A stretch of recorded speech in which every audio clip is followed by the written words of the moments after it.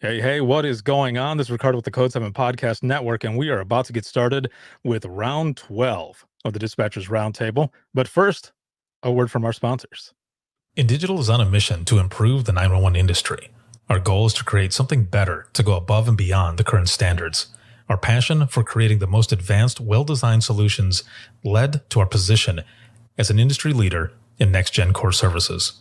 For the millions of calls processed over our emergency IP networks, to our Text for 911 solution, Texty, to our disaster recovery and backup solution, Mevo, it's easy to see we love what we do.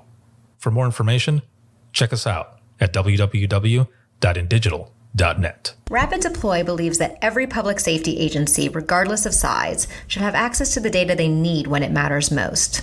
That's why, since 2016, our mission has been to reduce emergency response times and improve public safety. We are the industry's only integrated emergency response platform. Our web-based cloud platform includes analytics, mapping, dispatch, and mobile apps, purpose-built for 911 in the 21st century.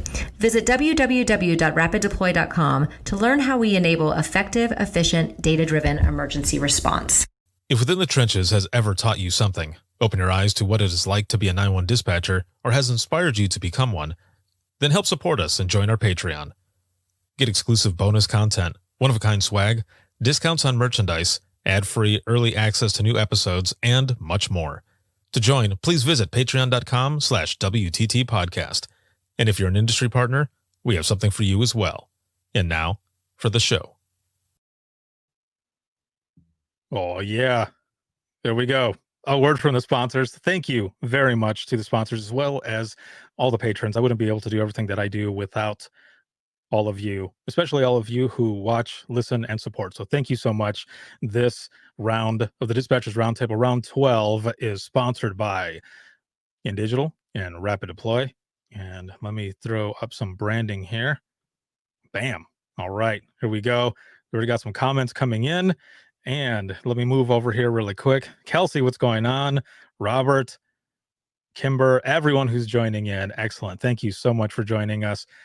We are going to be talking about some stuff that, when I was in dispatch in the beginning, like some of it I paid attention to, others I didn't. And looking back at it now, I really wish I did, because there is a lot of technology that's out there right now having to do with all different types of data. And man, I'm a little jealous because I wish I was in there to be able to use all of this and put it towards every call that I take. So props to all of you for everything that you do and for those who work so hard to put it all together. So we're about to get started here, and I'm going to bring up my panelists one by one and then go in with our intro music and have them tell a little bit about themselves, and then we can get into this discussion here. So coming up first, we've got Anna, and she's out of Missouri. We'll bring her up here. Hi. All right. What is going on? Not a whole lot. Coming on here to talk some map stuff. I don't know how deep into the roots people want to go, but I am here to fill in information as much as you can. I'm working on, I'm from Missouri. I'm working on the state standards for Next Gen 911. I'm helping write the NENA requirements document for the 3D data down the road. So hopefully we can talk about what's coming and I'd love to know challenges people are experiencing, because that's something else. So yeah, hopefully we all get to learn today. Awesome. That'll be good, because that was one of the things that I have here in my notes, that that you're on that board and you're helping out with a lot of different things with Nina. So yes, definitely, I want to try to get to that as much as possible with everything that we have going on here. Now, next up, we have Crissy, and she is out of Sherman County, Kansas. Hello, everyone. How is it going? Good. This is my very first podcast, so let me say that. It's going really well. All right, and live, no less. Live, no less, yes. So I live on the state line with Colorado, so we deal with all of those Colorado issues that come into our state. I have been 911 director for about 16 years, dispatcher for 17. So my county decided it was okay to hire someone with 1 year experience to be their director, which, okay, fine. But I come from a department of 6 people total, including myself. Started out criminal justice major and just about a GIS major, and then got talked out of it. So here I am, very interested in the technology and its capabilities. I just don't know exactly how to make it all happen, which is what Anna does. So I think this will be fun. All right. This will be excellent then. I'm getting a little, oh no, there it goes. All right. I was gonna say, it sounded like a little feedback there, but we're good. So now that we've had a little intro for the both of you, I'm gonna hit the intro music, and then we are going to get started with this discussion. Ladies and gentlemen, children of all ages, welcome to the Dispatchers Roundtable.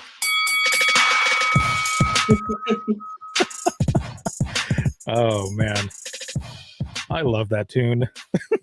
So again, everyone who is watching, thank you very much for joining in, and welcome to round 12 of the Dispatchers Roundtable.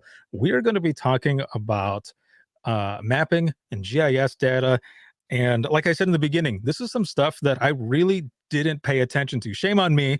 I really didn't pay attention to a lot of this stuff. Of course, I used my maps and everything that we needed to, but I mean, everything else that goes into, like the data that goes into, the program, just everything that we were using at the time.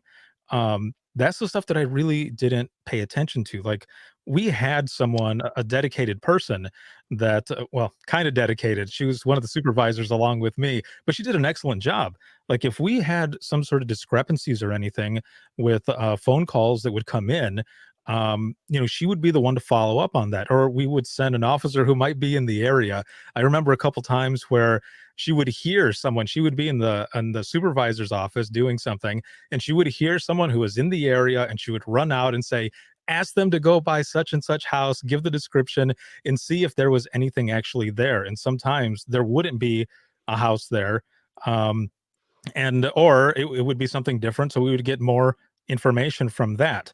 Again, there was so much that went into it, stuff that I really didn't pay attention to, but I really wish I did now, looking back at it. And we're going to be talking about a lot of this stuff coming in here. One of the last questions that we're going to have is one that I put out already. And it was, if you had a whiteboard with no constraints, nothing at all, what would the ideal mapping solution be like for you? What would it do, and what problems would it solve? That's the ultimate question, really. But we're going to get to that more here at the end.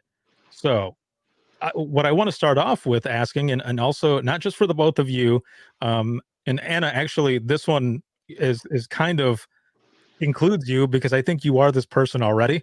But for those who are watching, do you have a dedicated GIS person? And I guess we'll start with Anna.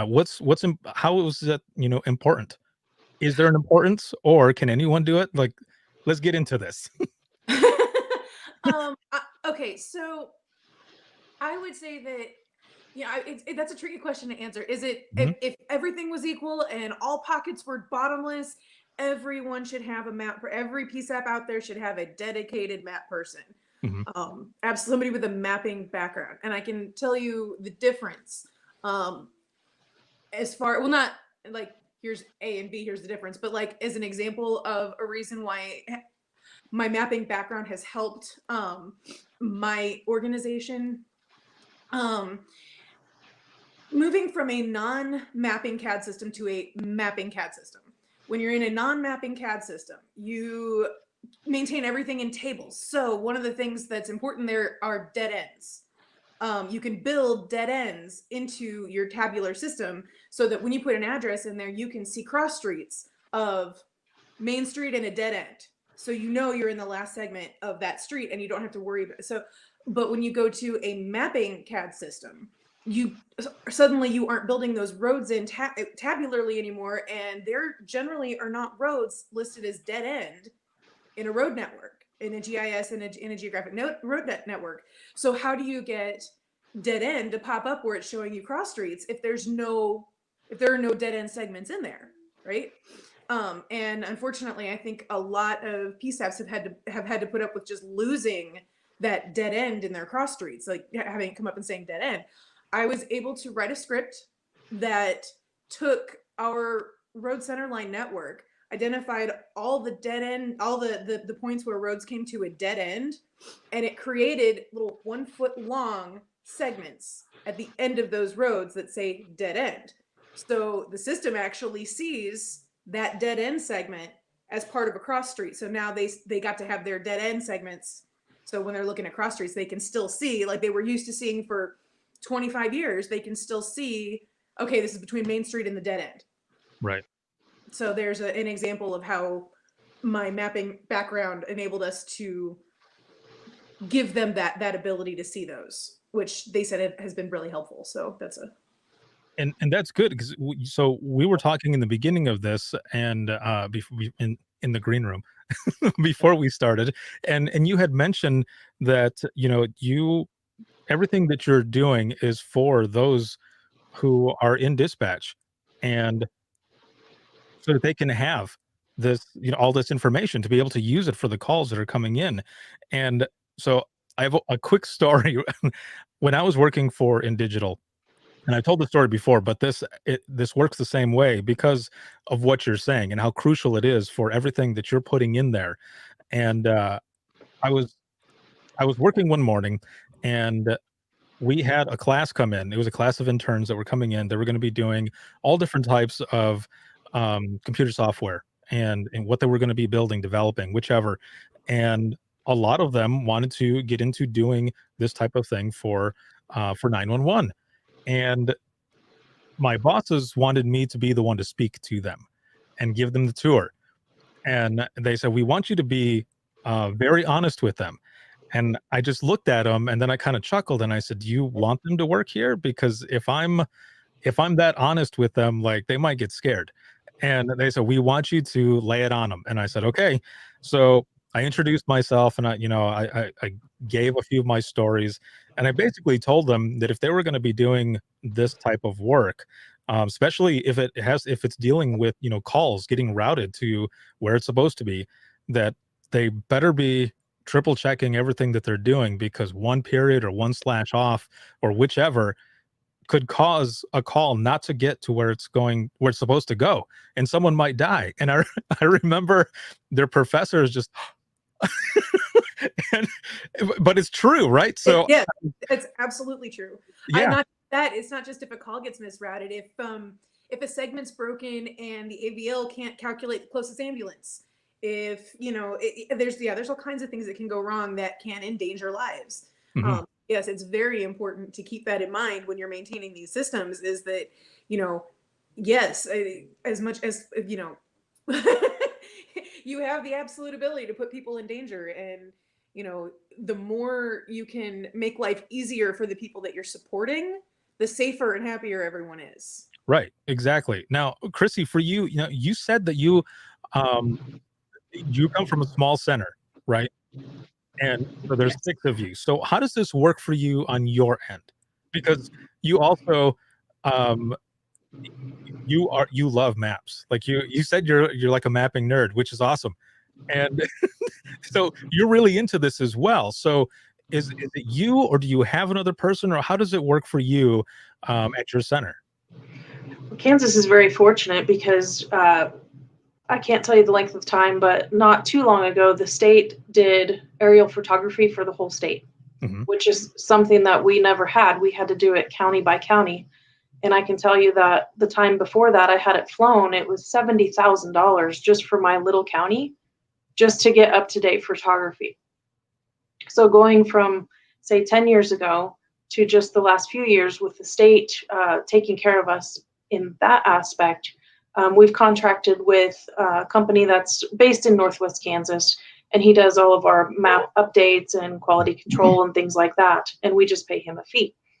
So my direct involvement is just simply if we do find a minor issue, something doesn't map quite right, we need to move an address point, it's a simple email to him, and it's done within, I would say, almost 24 hours most of the time. Oh, It did scare me when I first found out that the expectation of accuracy was 100%. Because of course, years ago, it was like, that was mind blowing. But with our accessibility to our contractor and the state maintaining, everything that they do up in the cloud, so to speak, I have to say I feel pretty spoiled. well, that's good then, though, right? I mean, Oh, absolutely. I have lots of other things to worry about. I mean, everything from staffing to the weather to, all kinds of stuff. Plus, I'm the assistant to our emergency manager in our county who covers 3 counties in Kansas. So, yeah, I mean, we stay busy. so then, Crissy, for you, how important is it then to get this stuff done as fast as possible? To be able to do it, I guess just have that flow, where you see a discrepancy, you get it out there, you've got someone who is able to do it that fast. Because if they're, I mean, it could be a small issue, but it could turn into something big, right? Because it could also affect your ESNs, your emergency, service numbers, and who is going to be going out to that area. I know. Oh my gosh. Now it's all flooding back. I remember when I was in dispatch, there was this one area that seemed to they would move it a little bit and they would say, okay, we got to fix this and fix this. So then it would go from, and I'll just say it because I'm friends with everyone still there, but it would go from like Otsego fire to Plainwell fire, or it would be Plainwell fire and then Gun Plains fire. And we're like, who the hell, what is going on? Like, why does this keep changing? And they would change stuff. And, if you didn't have that info, like, of course we would be passing information on, but if someone just happened not to, and it didn't happen, but just as an example, if someone didn't pass that on, you've got a different agency that's going out there, or you might think you're at level 0, but really you have somebody, but it's because that line changed. So for you, Crissy, how important is that to have those changes? I guess my answer is twofold. Our entire county only has about 5,000 people in it. Our fire districts and EMS districts are very straightforward. So it's not as critical as it is, say, in a bigger agency. That's always on my mind when I think about, my coworkers in larger counties and how important that 100% accuracy is. Unless someone really can't tell us where they are, off the top of our head, we usually know which ESN, they are in. That is true. But still, we treat every call, as everyone knows, as if it's our own mother, brother, dad, sister. So I want 100% accuracy. There's places where the system can fail. Sadly, and then this is one of the things that I wish was a little bit different, is that the error reporting was automatic. Like if we press a button and type in the corrections, it would just send it without us actually manually having to submit it. So that's one thing I would love to see. There's one of those pieces already. And that was accidental. I didn't even really plan that. It just came out of my head. Well done. Well done. Well, so then going from that, I guess this is, you kind of answered this already, kind of, but one of the questions that we had here when we were talking earlier, what is the biggest challenge your center has, that faces when it comes to mapping? The honest answer is just we work one at a time.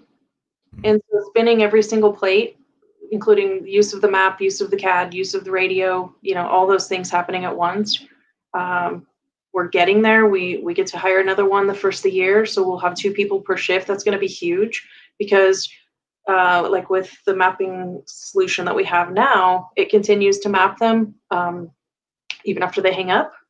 I don't know if I can mention which one we have, but anyhow, it would be great to be able to dedicate someone to tracking that information as the radio traffic is handled by somebody else. So excellent. Now, hope that answers your question. Yes.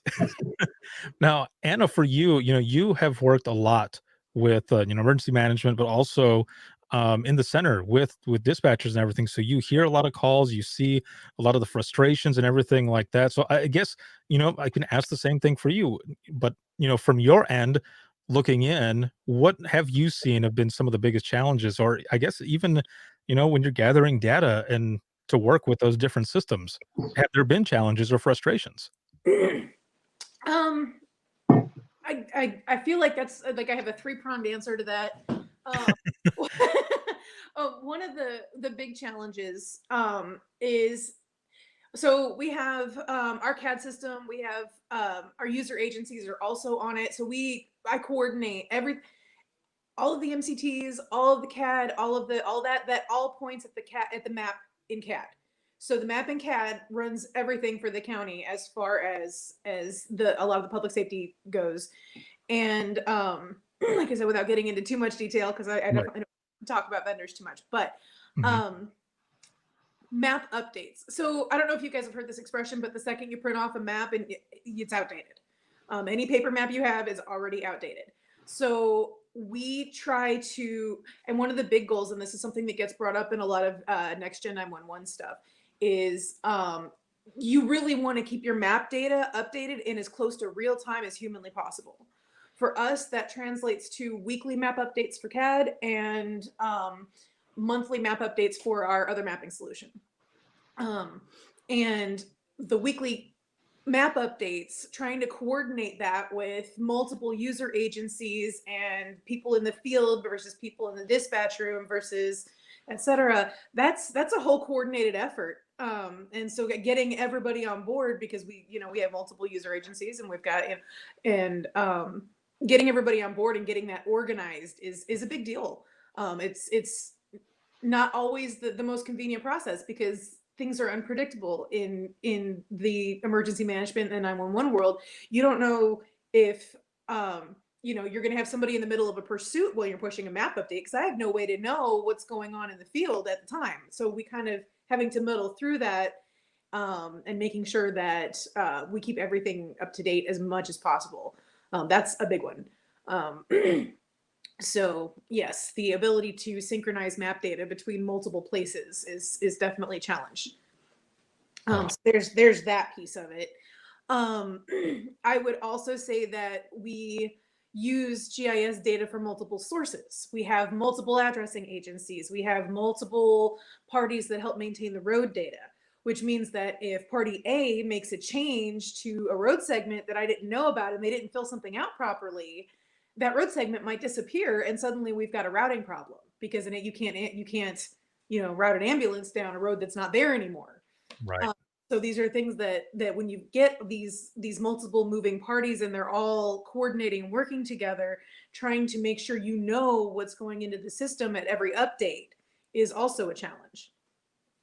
And we did have an issue fairly-ish recently where one of the other groups that helps maintain the road data didn't quite populate all the information correctly on at a particular intersection that was 1 block north of a hospital.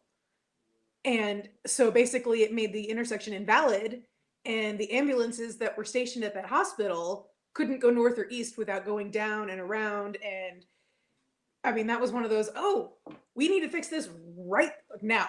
Like, holy crap, we got to do, and there was no way we could have seen it. It just happened. And then we figured it out when the wrong ambulance got called. And then, yes, there was a rush to go in and get it fixed really quickly. But that's, there was, like I said, there was no way we could have really prevented it. It's just one of those things that happens, and you have to be able to fix it quickly. Right. So that's prong 2. Mm-hmm. The other thing I would say is that, because I have no experience as a dispatcher. I've never been a dispatcher. I'm a map person. My background is in geography. Before that, it was in geology. But one of the things that my department has done, and this has been really, really helpful, and forgive me if I jump on a soapbox about this because I really think it's very important, is that we spend time in dispatch. We spend time with our user agencies. I've been on multiple law ride-alongs. I've been on multiple medic ride-alongs. I've been on multiple fire ride-alongs, and I've spent hours and hours and hours sitting in dispatch. I know what all the positions are. I've listened to main law. I've listened to call taking. I've listened to fire and how all of the things interact, the radios and the phones and the maps and the everything. it's really important to foster a relationship between the tech nerds like me and dispatch. Having them come in and do sit-ins and having them experience the kind of stuff the kinds of things that dispatchers deal with every day. It's too easy to get stuck in your little corner with your computer and forget that there's a whole world out here where there are very real consequences and serious things happening.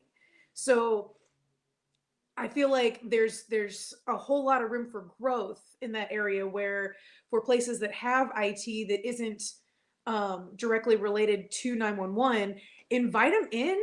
I mean, have them sit with you. It's, get to know them. Let them get to know you.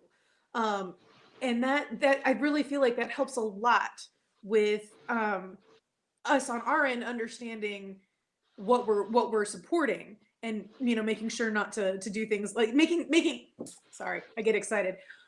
My job is to make life easier for my dispatchers and my user agencies. That is the sole purpose of my job, is to do what they need me to do. And I can't do that if I don't understand their jobs. So there's my soapbox. Damn. Mic drop. Yeah, no, that is excellent. I mean, I just threw up a comment there from Halcyon where she's saying yes, because no, man, that is for real. And Crissy, you probably agree as well that people do need to be coming in and really, like she said, be in there with dispatch and figure out how all of it works, because it only helps them do their job better and to Well, I'll say this, going on. from a long-standing dispatcher standpoint, anytime we can get someone to come and sit with us for more than, say, an hour, but like sit through an actual incident, their minds are blown. Yes. Like, they're like, how do you do this? And then their second comment is, I could never do this. But yes, but it's also true with us in dispatch. We need to get out, just like you said, and experience the field as well. That is awesome. Someone said here, you're like a unicorn. I mean, and because wait, a lot of people, I mean, she's got this awesome hair going on. I refuse to grow up. I love the it. hair is amazing.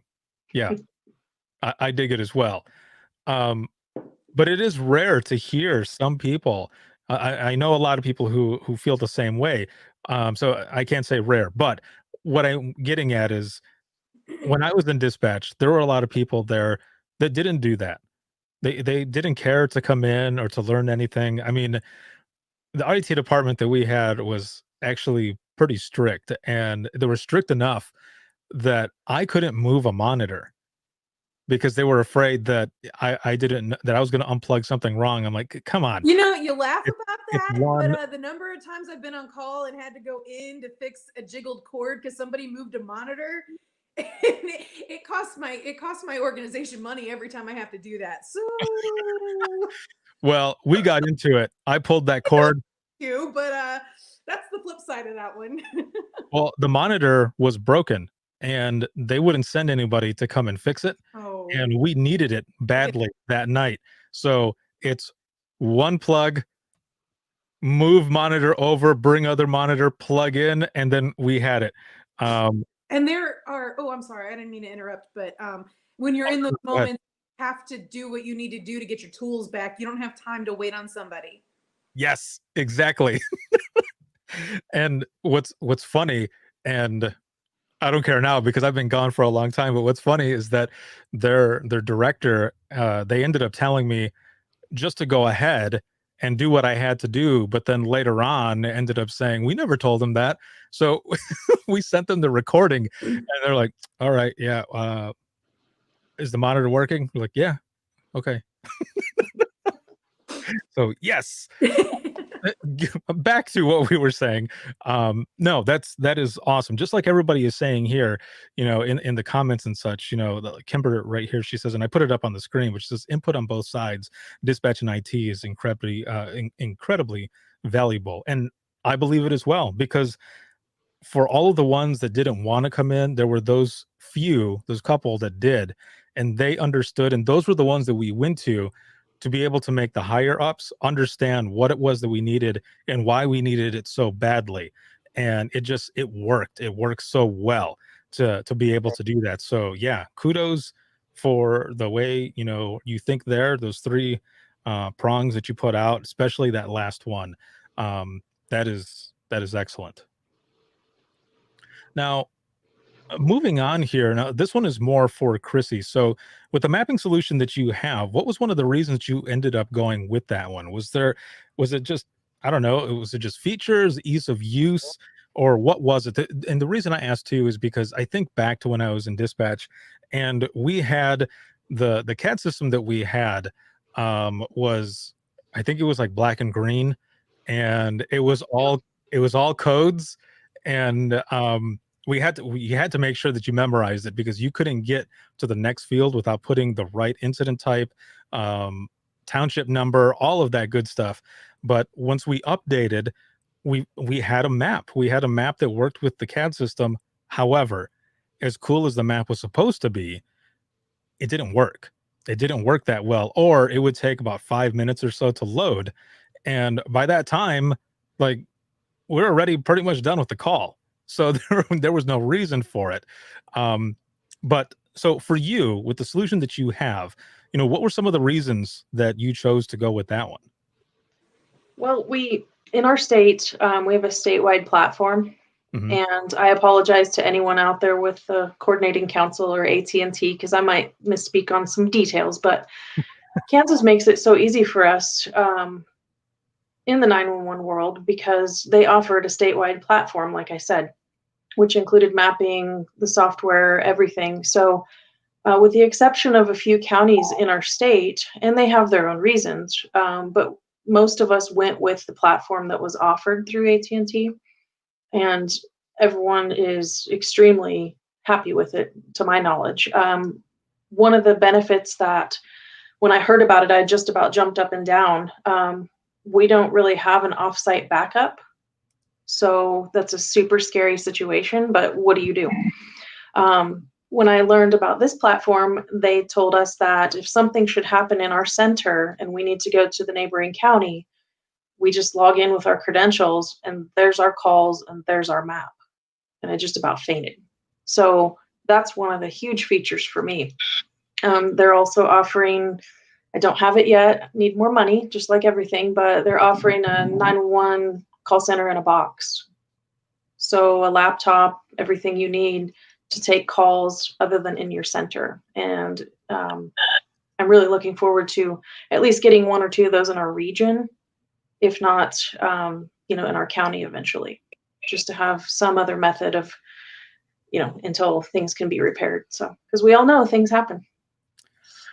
Yeah, right. Exactly. Especially with what's going on, what all 2020 has been, COVID and everything, and people are trying to find alternatives. If something happens, God forbid something happens at the center, you need to end up moving from there. It's the same thing if there was a fire there or some weather incident, something going on.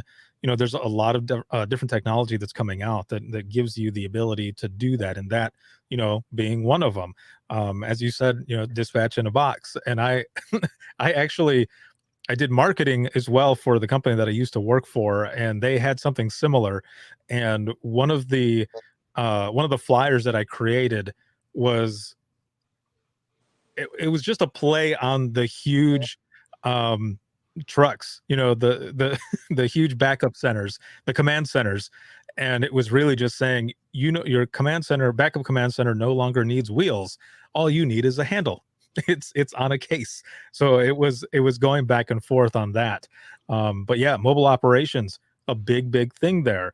Now, again, just thinking off the top here, for Anna, for you, when talking about mobile operations and everything, does that do anything to your job? I mean, is there anything more? I mean, you've got all the data, you've got the mapping and everything already done for whatever system they might have in a mobile operations center. But is there any more that you guys do on your end? Well, I mean, we currently our solutions can be we have the ability to, depending on where people are and what's going on, they can access the systems that they have. A lot of that is on the same network, and there's a lot of the stuff that happens on the server end, and that's actually a little bit outside of what I do, so I can't get real specific on how a lot of that stuff works. But there have definitely been situations where they need paper maps right now. We had a tornado a while ago, and that was, we had to make, basically make maps for people to take in the field, or at least just operationally, so they could throw it down on the table and figure out where everybody was going to go and how they were going to handle search and rescue and data collection for damage and stuff like that. So there are also all kinds of things that have opened up as possibilities in some of the GIS stuff, like not necessarily public safety dependent, but stuff that could very well be used for public safety and emergency management. A big thing is getting data from the field into the operations center in real time. So if you've got people out doing search and rescue in a big disaster, you're going to have people in a control center, and they're going to be looking at monitors, and they're going to want to see the data that's being collected in the field as it's being collected. And the technology exists to do that now. So that's sort of a big thing. Not quite sure if I answered the question, but I don't know. I mean, that works, because a lot of the stuff that you're saying, I'm like, damn, like there's stuff out there that I don't know. Like this is one area that I don't know a lot about. I've got a good friend. His name is Brooks, and he is all about GIS stuff. And I would have I used to work with him at In Digital, and we would have some conversations sometimes, and I'm just staring at him, and he'd say, "Did I lose you?" I'm like, "Not really, but I'm enjoying the conversation." So keep going. Because it's very interesting. And then, just trying to place myself back in dispatch and thinking about how all of this was going around, or going on rather, and then just, I guess, wishing that I was able to also use it myself, but of course I can't. So Crissy, for you and your crew, what are some of the biggest challenges that your dispatchers and call takers have when it comes to mapping, I guess, in general? I mean, whether it be the solution, or with calls, or I guess, what are some of the biggest challenges when it comes to mapping? It's very simple. Just like I said, managing everything at one time. My biggest fear is I'll be on a really crucial call, and I'm stuck on, making sure the information gets typed in the CAD and saved and all that kind of stuff, so I don't lose it, because we've all done that a time or two. And something critical has happened, like I don't look up at my map and realize that what they're telling me is not matching up to where it's mapping. And, I'm always afraid that one of these days that's going to end up in litigation or something. So ours, it's just very simple. It's that manpower issue, which, like I said, lucky for us, after a couple of years of asking, I'm adding to my staff. So I think that's something all call centers need to really look at is, okay, next is video to 911. I'm sitting here talking with all of you. Imagine that you're a victim and I'm on with you and another line rings. What am I going to do in a small center? I mean, This is true. we need to get ahead of that. I know that's a big push for next 911 is, any device, anytime access to 911. And if any more smartwatches come up with any more features that call us, I'm going to turn in my notice. Yeah, that was an issue for a while there, right? And because then I see it all over social media, right, when all of this started going on, and I thought, I'm gonna try it.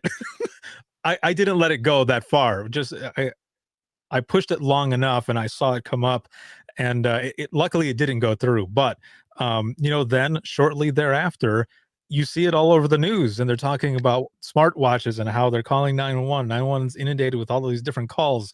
And then, the company started coming out with certain things or different ways. You would get updates. It's like, you need to update this, because then if you're holding on to it, then it gives you the option, to swipe, when before it was like just going in. Well, yesterday, the Kansas, we have a PSAP roundtable that we have discussions on each week, lucky for us. It started with COVID, and now we've changed over to just anything that's on our mind. But there was 2 reported cases of a Google Pixel phone. One case was sitting in a hair salon. Someone said something about calling 911, like verbally, and the phone itself called 911. They didn't say like the Siri, or I don't have any of those features, but they did not say the trigger word. The phone just was listening and literally called 911. They thought it was a fluke. And then a same model of phone did the same thing while testing it to see if it would do it. So Man. I would say like our open line 911s are probably our biggest pain in the backside outside of, mapping issues, but it's great to get their location and to send someone and to say, well, you actually did call us. And of course they didn't, but yeah, that's just a general dispatch issue that we're seeing too. Oh, man. And so with that question that went out to you, there were some people here in the audience that answered as well. So here's one, and it says accurate cell phone location data when the person doesn't know where they are or can't speak, especially in large park areas. And others, that are watching this right now, if you have any other biggest challenges that you think, please put them in here in the comments so we can go back and forth to them as we go along. Now it looks like this might be when we were talking about the awesomeness of mapping in GIS. This one that came up here that says, I feel like I get that stare sometimes. I forget others don't quite or get quite as excited as I do about maps and technology in general. I know I know that deer in headlights look. It happens especially when I get really excited about having solved something like the dead end example. Yeah. And I'm getting really excited and talking about segments and feature classes and calling different functions in a Python script, and then the eyes kind of go like this, and I recognize that I've been speaking in tongues, and yeah, I know that look. Oh man, no, that is funny. So I've never worked in Python myself, but some of the guys that I used to work with, one guy specifically, he was Python everything, and he would talk and he'd be telling me stuff, and I'm like, dude, you are going into some coding that I don't know. Like I'm on different coding than you, so you can keep talking, but I don't know what it is. So go ahead. But yes, I would be the one giving that stare there. Let me see. So for Crissy, what are actually no, let me go back to Anna really quick. With those that you work with, there in the center that you've been around, have they mentioned any other like frustrations or anything that they deal with that you're like, maybe that's something I can look into, or maybe that's something that I can figure out? Like, what are some of those, examples, I guess? Well, see, I have made it, or at least I've done my best, and hopefully anybody that I support that's watching this would agree. But fingers crossed.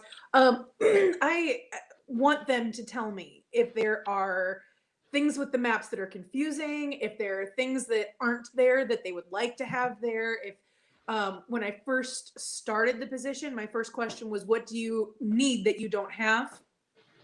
And in that instance, it was updated imagery. The imagery that they had in their systems was from 2007, and I was starting in 2015. And we had imagery available. It just hadn't made it to dispatch. And so that was one of the things. So yes, and I've had multiple people say, hey, like one of the things we have are the airport, things like the taxiways and the gate numbers and the building names, so that when they get calls out at the airport, they don't have to try to figure out, well, where in the airport are we? We've got everything on that. But we had to make an effort to go do that. So yes, there many times. Or one of the things that I've had to learn how to do, as again crossing that barrier from being the map person to the position of supporting the people that are doing their jobs. And I can make the prettiest map in the world, and it can look like a work of art, and it's gorgeous. And if you can't glance at it and get the information you need in a split second, that map is worthless. So it's more important for me to pay attention to what they need and how they need to see things. Like if something isn't clear it's not my job to determine what's clear on their monitors. They need to tell me what they need, and they're usually pretty good about doing that, so that I can make things easier on them. Perfect. So everyone who's watching right now, Yeah, everyone who's watching, reach out to your people and actually tell them, because they are listening, and they want to know. They want to make your job easier. So yes, no, well done. That is excellent. Now,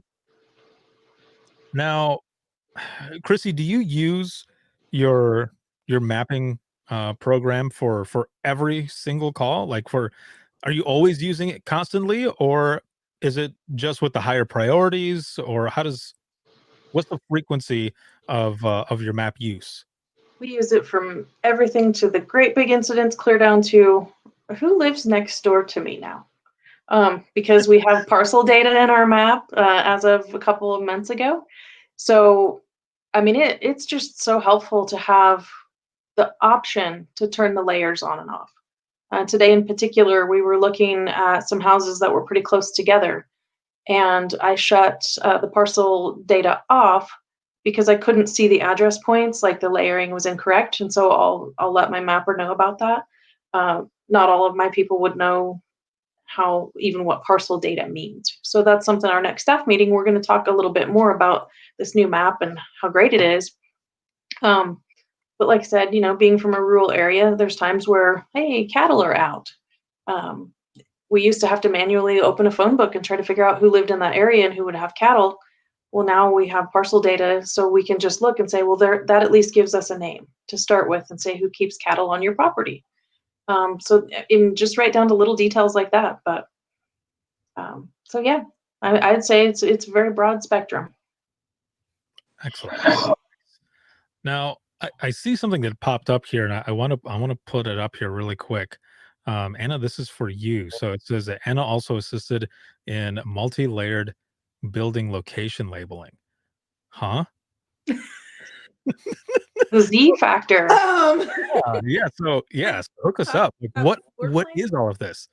I think she's talking about floor plans. That's one of the things. Okay, so first off, nobody 100% knows how to handle. Well, okay, back up a further step, and let me know if I lose you guys. But Thank you for the warning. I just have the best gauge for that. So until I get the stare. But one of the things that's coming and that's been making a big noise is the z-axis data. It's elevation data, or it's altitude data. It's height above ellipsoid. There's all kinds of terms for it. And the truth is that nobody really knows exactly how it's going to get handled right now. They know it's coming. They know that the cell phone providers have been handed a mandate that they need to provide this information to PSAPs on, I think it's 80% of the calls by the end of 2025 or something like that. I don't remember the exact year. So we know this data is going to be coming in, but it raises a lot of questions. What are you going to do with it? Is it going to be meaningful? Is it going to, when it comes through, if that number says, yeah, their height is at 837 feet, or hey, their height is at negative 30 feet. What does that mean in the dispatch room? If there's no point of reference, if that doesn't mean anything to anybody unless you know maybe how high your own elevation is. Is it going to come in as, your actual elevation, or is it going to come in like in story form? This is a first floor, second floor, third floor. How do you calculate that? That kind of stuff.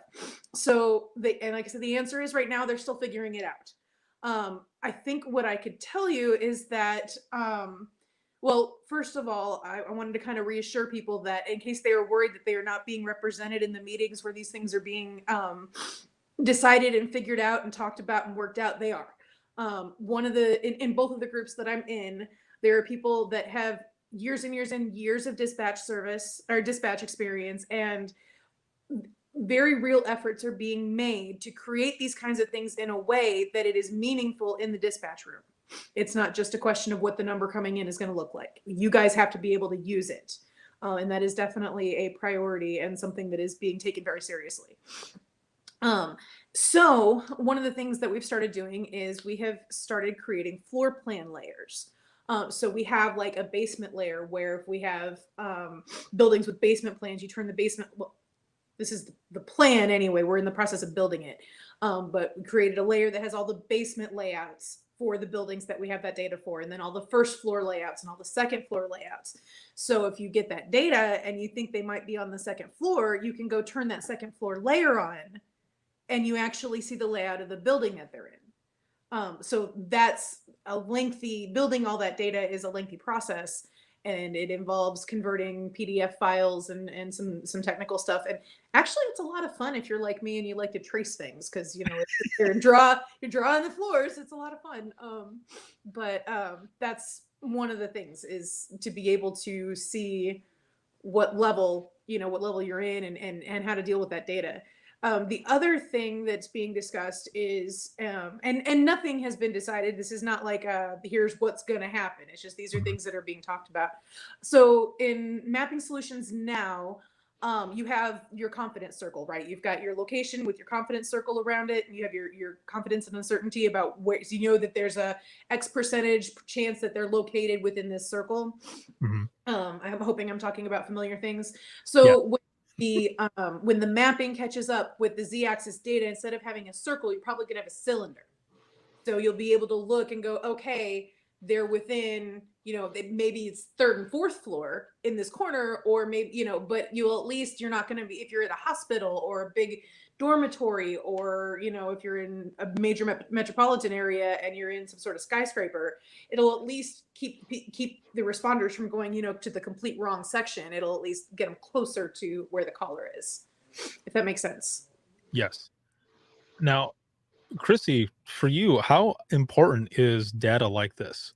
I mean, that z-axis is, and I asked this as well because when I was working in the other job, before I started doing what I'm doing now, one of the things that we saw, and even our texting platform that we had, a text for 911, there were coordinates that would come in that had all of that information. And it would plot like right where I was sitting when I was doing demos for people. And I thought, man, this is amazing, but it's also scary because it's so accurate, and it's showing, how high I am in, where I'm at here at home. So for you and for everyone who, that works for you and your crew, how important is this? Well, I mean, there's several layers to our response that are of concern. Limited staff, usually have one on in the city and one on in the county. So if we have something that's a multi-level structure, such as a hotel, we don't have a lot of tall buildings out here. We do have grain elevators, but people don't occupy the space other than in the top and the bottom, obviously. But something as simple as that, a response to a hotel where someone's calling out for help. I mean, it's huge. Some thoughts that went through my head as she was talking about floor plans is, I know our fire department, although we are small, they have floor plans for any and all businesses that would allow them to come in and do that. And so I don't know if that could be worked together with some fire departments if they've already done that. We have the benefit of having a technical college in our community as well. So they've already taken those plans to the drafting department and taken that step. So I think, like in a case like ours, even though we are small, that process may go pretty quickly once the ball gets rolling. So I'm kind of excited about that. Well, and some of the can actually take those CAD drawings that they draft together, and they can actually convert it straight into feature classes that can go straight in your maps. So yeah, there's a fairly straightforward way to do that. So I'd say if all the disciplines get together for any reason whatsoever, definitely bring it up and just say, if you haven't started the process, or you don't really feel like, it's pertinent to anyone except for your department, it's coming. So be ready to submit those to us if possible. So there are a couple comments in here that I want to bring up. So this first one here, it says, it would be awesome if when the z-axis data populates, the floor plan for that specific floor would pop up or hyperlink to the plan. I totally agree. And actually, I think that there are currently vendors that have that on their roadmap. I think that's definitely something that's in the works. I couldn't tell you how long it'll be till it gets here. So part of it, excuse me. Part of it is, again, that there aren't, people are still figuring out how to do this. So the idea, so like I said, the the format that the data gets sent in, and being able to have that data present. That's a big piece of it, because like I said, it's a lot of it's resource based, and whether or not you can actually get that data together and what's involved in all that. But yes, that is definitely something that's been discussed, and it's something that is being looked at very carefully. Here's another one here. This is a question here, and it says, do you manually digitize the floor plans into the GIS, or is there some way to automate importing CAD BIM data? You can do both. I've actually done both depending on the type of floor plan that I'm working with. If it's just a PDF and it works like a picture, I georeference it. I'll put it in there and just kind of match it up to the actual building footprint or the imagery, and then just manually draw everything in. If it's a CAD drawing, there's a particular file extension, and you'll have to forgive me because I haven't looked at it in a minute. I can't remember. I think it's .dwg. I think it's a drawing file. If CAD spits out a .dwg file, Esri products can read that. So there's an actual tool in their toolbox where you can import that information into, and you'll still have to georeference it because it won't come in with the coordinate system or anything. But yes, as opposed to having to go and meticulously draw all that out, you can import it and just kind of put it in place. It looks like that one was right. There we go. Oh, hey, I know her. Thanks. That's excellent.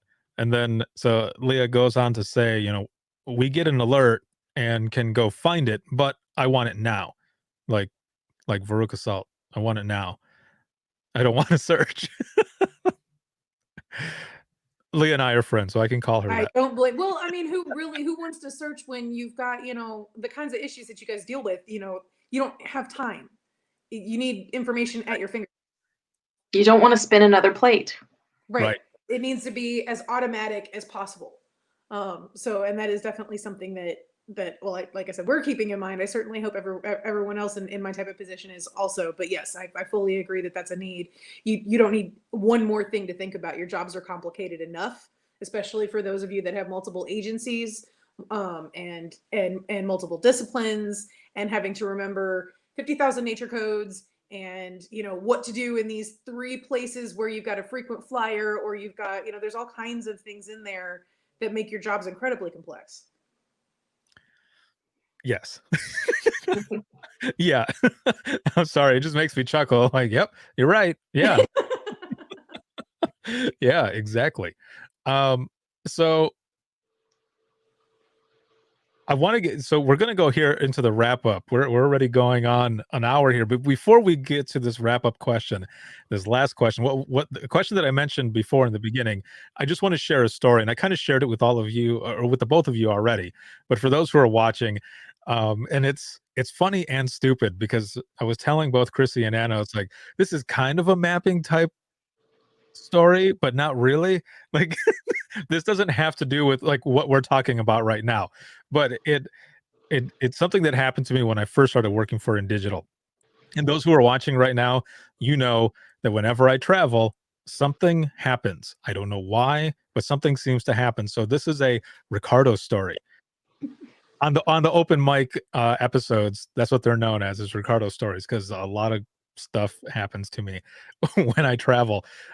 Anyway, I was going to, I'm pretty sure it was Johnson County here in Indiana. And the first one was Wells County, actually. The night before, I had gone to eat with my bosses and some coworkers, and we went to a buffet, and I'll never get sushi at a buffet again because of what happened. But I got like food poisoning.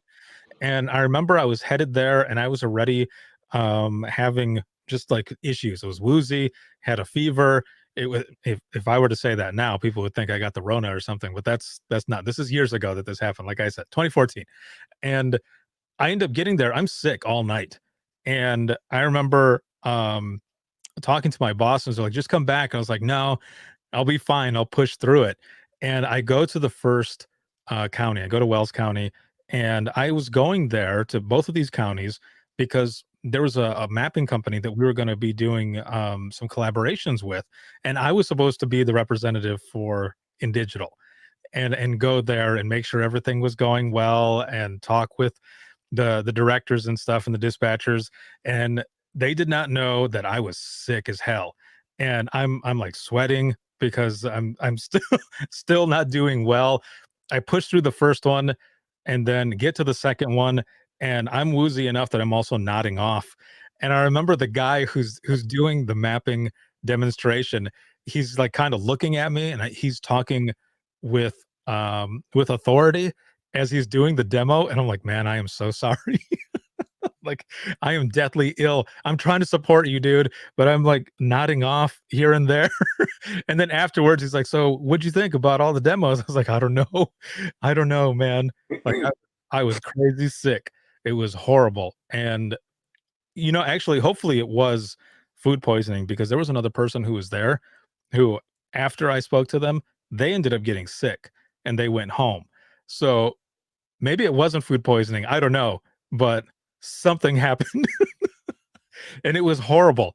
And that's my connection to the mapping piece, was because it was just Sorry, we give you barfy feelings, man. I just, no, it was just, I just had bad sushi or something. The mapping program was awesome, actually. It was really cool, but I was sick, and I will never forget that, thinking about just mapping and demos because of that incident. And I actually had to stay there overnight because I couldn't drive home. That's how bad it was. Um, Hopefully I never have to deal with that again. Uh, so going into the wrap up of this live broadcast, here's the question, and this is for all of you on the audience as well. If you had a whiteboard, no constraints, nothing, you had all the money that you had as well to do this. bottomless pockets. Yes, exactly. Bottomless pockets. What would the ideal mapping solution do, and what problems would it solve? Crissy, we'll start with you. I don't really know how to think in that mindset of, bottomless pockets. And I thought about your question as you sent it to me this week. Mhm. I guess I'm just in such awe of how great our map is now that I can't even really think to the next step.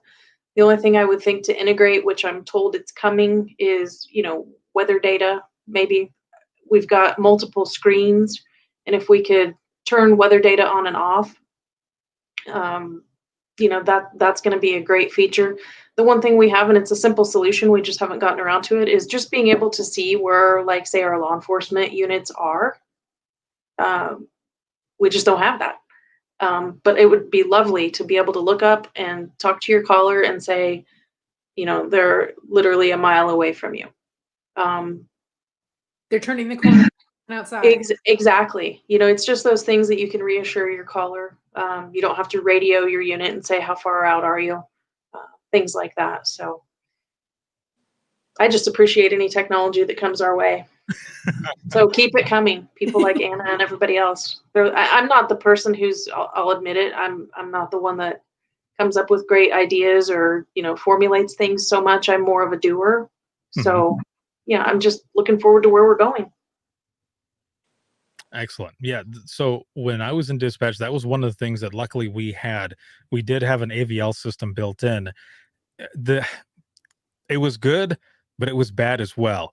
And the only reason I say that it was bad is because it seemed to happen all the time when I was on radios. I'm sure it happened to everybody, but I would send somebody out and they'd say, where's the state at?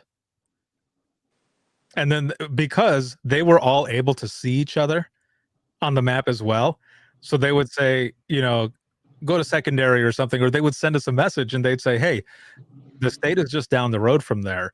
I'm like, yeah, well, the state is actually checked out on something else. You must not have heard them. But Go to the call. yeah, it was those little things every now and then. Don't get me wrong, having calls and being able to say, like you were saying as well, that they're just a mile away or they're just around the corner, they're almost there. That reassurance, that definitely helped out. But when you're on main radios and you have officers that are looking at each other for whatever reason, that would come up and you'd be like, oh, come on, man. Like, does it matter? Just go ahead and go, please. How about if I say please? So there would be those little issues every now and then. However, the AVL system, excellent. That is always good. I guess I would just like to see my eyes have to go less places. Yes. to put it in a nutshell. Yeah. And like Leah says in the comments, you know, be able to turn things on and off, and maybe I'm reading a different comment, but it is nice to have the layers to just click on and off according to what's happening. Yes, because I want every layer possible, start high level, and as you focus in to the more precise location and information that you could have that, you know, it's possible, owners, utilities, common names, etc. I'd like to jump in on that one for a second, because that's actually something that I deal with on a really regular basis, is trying to figure out how to provide the information that you need without providing information via fire hose. Because if you have, you know, I mean, I could give you the entire parcels layer, and it has everything from tax codes to, you know, what fire department's supposed to go, which you don't need because that's another layer. How do I make sure that the information that you need is there, but it's not clouded in information that you don't need? And that is something that, again, going back to that communicating with dispatch and learning more about how the jobs work and listening to what they say they need, or because it's one of those things where a lot of times dispatch doesn't know what's possible, and I don't necessarily automatically know what they need. So those conversations where we, you know, they talk about their wish list and what would you want, and what's frustrating you, those have been really, really important for our agency. Excellent. We've got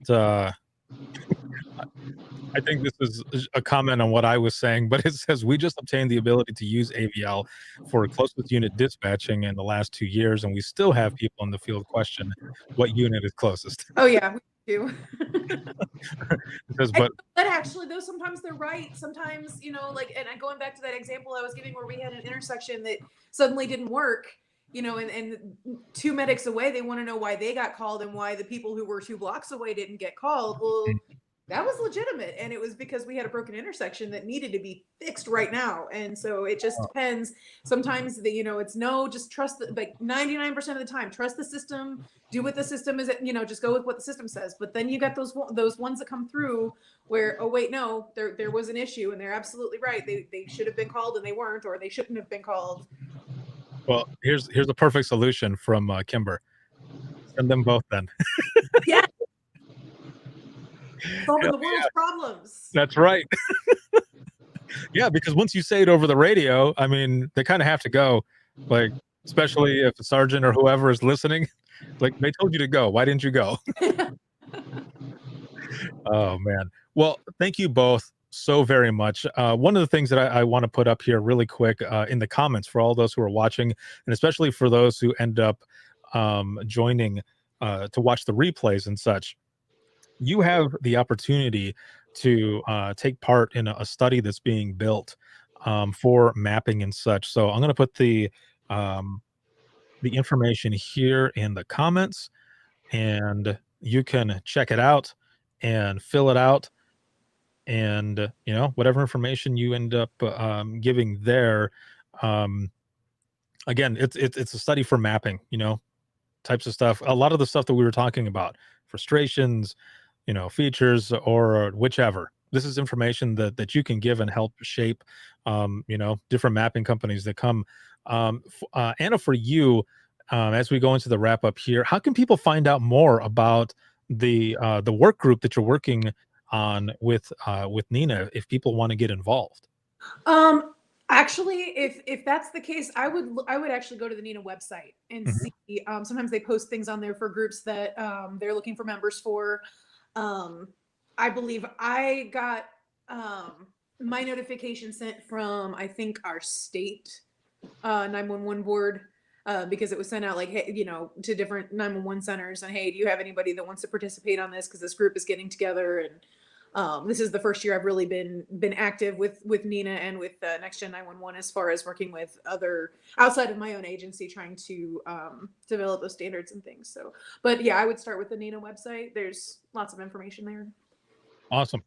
Excellent. And Crissy, for you, going into the wrap up of this, you know, everything that we've talked about, and those who are watching and those who are going to come back in the replay, as a director, as someone who's been in dispatch and someone who runs a crew and all, you know, what are some things that dispatchers and call takers, I guess, need to look for, I guess when we're kind of thinking about, discrepancies in locations and such, to be able to have that data, so that all of your mapping ends up coming out right the way you need it to be. Anything to I look just think, for. a deeper understanding of GIS Mhm. would benefit everyone from the newest employee clear on up to the most experienced. I can't give you a really specific thing, I guess, to answer your question, but I really think this is something that, even in its most basic form, if we could just come up with some kind of training for them, that we have training coming out our ears now online, which is great. Um, just a quick overview of how this works and what to watch for, and like she said, knowing that one small error, if once we correct it, the system is back on track. Perfect. Awesome. Thank you both very much for joining me for this round of the Dispatchers Roundtable, and all of you as well in the audience for your comments, for your questions, all of it. This is more stuff that I'm going to be looking into myself. and we will definitely be having more discussions for the both of you. I will be right back with you here in just one moment. Thank you all very much for joining us tonight. Again, like I said, for round 12. Holy hell. Round 12 of the Dispatchers Roundtable. And I think next week actually is when we're going to be doing round 13. And if it goes the way I think it's going to go, I'm just going to keep it a surprise. We're just going to leave it at that. Yeah. And I'm sure some of you in the audience who are watching right now are like, damn it, more teasing. He's teasing more stuff. Yes, I'm going to tease a little bit more here. But we've got more stuff coming, and this has been amazing. This has been a lot of fun. And this episode has been sponsored by InDigital as well as Rapid Deploy. If you have any comments, questions, or you want to be a guest on the show, you can email us, and that's going to be wttpodcast@gmail.com. Once again, it's wttpodcast@gmail.com. I already said the sponsored part. I said it out of order. I say it so many times, sometimes I get mixed up myself. This show will always be free, but if you're looking for any bonus content, any behind the scenes series, discounts to the store, anything like that, the Singing Badly in My Car series, that one, you can check it out at patreon.com/WTT podcast. Join us there. There's a lot of stuff that's coming out for that as well. And I can't thank you all enough for all of the support and everything for all the shows that we have that's part of the Code 7 podcast network. So thank you so much for that. This episode can be seen 24/7 on Facebook, YouTube, as well as Periscope, which is Twitter. And then one last thing, the Be the Difference conference. This is a conference that's going to be put on by the Denise Amber Lee Foundation, powered by Within the Trenches Media. Get excited. There's a lot of good stuff that's going to be coming for that one. And if you're an industry partner, make sure to reach out to the Denise Amber Lee Foundation. This is straight up a tier 1 virtual conference that's going to be coming up, something that you want to be a part of. So they're looking for sponsors. Make sure to reach out for them. It's going to be amazing. That's going to be February 9th through 11th. Once again, it's the Be the Difference conference put on by the Denise Amber Lee Foundation. And it's just going to be amazing. So have a good night. And I will see you tomorrow at 10 p.m. Eastern Time for Open Mic Live, where we share the lighter side of dispatch and talk about all the funny shit that happens in 911. So have a good night, and I will see you soon.